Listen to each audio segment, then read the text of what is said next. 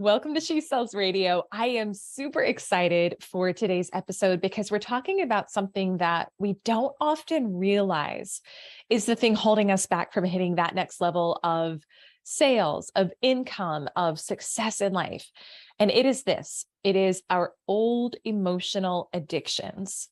Now, I know that may sound weird if you've never heard that terminology. I know you may be like, Elyse, I'm not addicted. I don't know what you're talking about.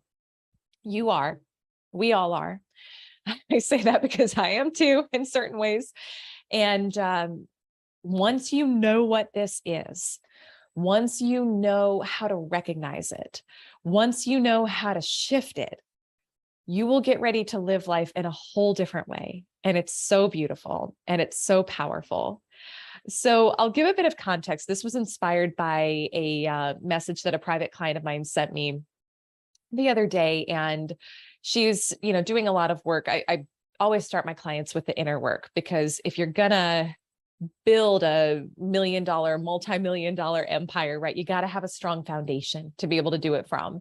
And usually what I find when clients come is that they've been doing all the things, they've been hustling, they're in burnout, they know how to push, they know how to work, but they're exhausted, and they're often dealing with health issues, or they're dealing with crippling self-doubt or circumstances that are just really not great in their life, even though on the outside they look like everyone looks at them like, oh my gosh, you've got it all together.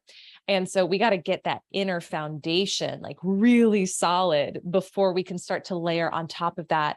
Here's, $1 million. Here's another revenue generating strategy. Here's this, here's that, right? So we start with that solid foundation. So I've been working with this client on really solidifying who she is and helping her align with that 7-figure version of her that she's ready to step into. And with the inner work, we do a lot of work around using emotions as cues to know when we're thinking a thought that's not in alignment with the truth of who we are, when we're thinking a thought that's a limiting belief. And, one of the things I teach with my clients and I practice in my own life is like, everything you want comes when you're feeling good. It's true. It's like feeling good, Neville Goddard, feeling is the secret. Feeling good really is the secret. And so this client was working on reconciling that with also doing a deeper dive into some of Joe Dispenza's work, which I had also recommended she do. And one of the things that Joe talks about is sitting with your body through frustration, through anger, through irritation, through impatience, through those old emotions that often come up when we sit down to meditate. And she was like, how do these two reconcile? Like, I'm hearing you say, focus on feeling good. So I'm focusing on feeling good, but then I'm also hearing Joe talk about like, you got to just sit through it when you feel those old emotions. And so, I sent her a much more customized version of this episode, but I wanted to just share like at a high level, how do those two reconcile? What are emotional addictions and how do we start to release them? And so here's what happens is that those lower level emotions, so I'm just going to do a super high level, your thoughts trigger a chemical in your body that you experience as a feeling or as an emotion.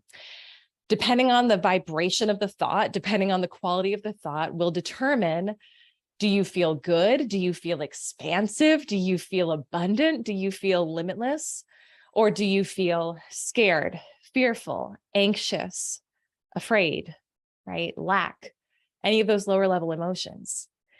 And so the trick with all of this is to learn to actually not always listen to your thoughts, because spoiler alert, anytime you think a thought that triggers a lower level emotion, that's your body's cue. It's your nervous system's wiring to tell you that you're not thinking a thought that's in alignment with the truth of who you are. Essentially, you're thinking a lie. And it takes a fair amount of practice to really get that. But those lower level emotions, the chemicals in them, the cortisol that's released, they are highly addictive. And so your brain creates these receptor sites for these chemicals. And if you have a practice pattern for the past 10, 15, 20 years, that very likely was started early on in childhood, very possibly of feeling anxiety, fear, not enoughness, guilt, shame, unworthiness. There are receptor sites in your brain that are literally like needing a hit of that chemical, of that cortisol that's released, of whatever that emotion is. So your body begins to literally get addicted to these lower level emotions. And then it will trigger thoughts to trigger a release of that emotion. And this stuff is very fascinating when you start to really study it and dig deep, because when you realize, oh my gosh, my body is addicted to anxiety. My body is addicted to panic. My body is addicted to fear. My body is addicted to whatever.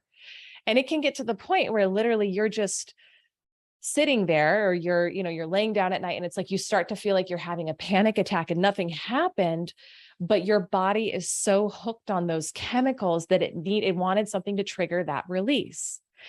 And so knowing what this is, to me, is so empowering, because if we don't know, we just start to think those feelings are us.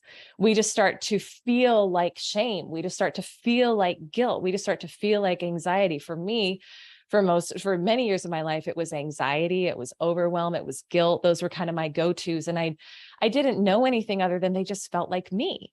They do start to feel like who we are. And so our body will crave hits of those feelings throughout the day to reaffirm our identity. And when you're stepping into a whole new level, I know that what you're creating, your future, you're not creating it to have a future of shame, to have a future of fear, to have a future of guilt. That's not in alignment with where you're going. So there's a reconditioning process that we have to go through with the body and with your thoughts to help you get unhooked and unaddicted to those old emotions, and to step into and recondition your body to a new higher level of energy. Love, joy, gratitude, expansiveness. Because when you're living in that vibration, when you're living in that emotion, then you're actually a match for what you want. And you don't have to burn out. You don't have to hustle. You don't have to work as hard to get there. And it's a process. So, when I work with my clients on this, I do a very in-depth, like, let's get to know exactly what are the old emotions, what are the old thoughts, what are the old beliefs, because we want to start to get to know the old personality. So when it pops up, we can recognize it and we can switch.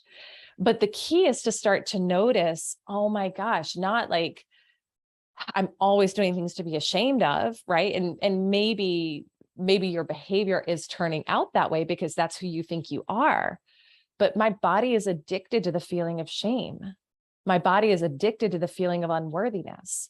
My body is addicted to the feeling of disempowerment. That's why these thoughts keep running on loops. And so there has to be a bit of a dance and a balance. And this is what I shared with my client, between practicing living in the new state.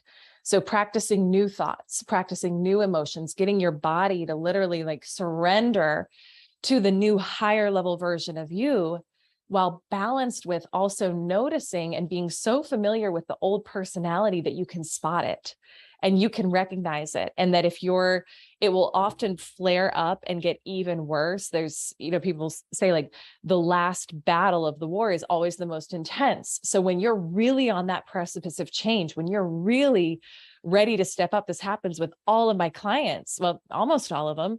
And I tell people this so that they're not surprised. Like, when my clients come to me, they're ready for real change. They're ready for real growth. They're done playing small.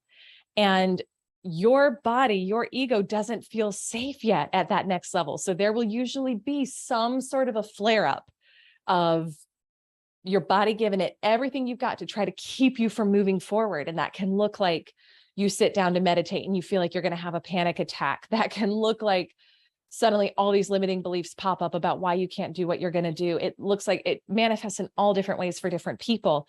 But when we know how to sit down and we know how to actually sit through that emotion and let it kind of ride and be greater than our emotions, be connected to that vision of the future that is so much greater than those old addictive emotions, that's when we win.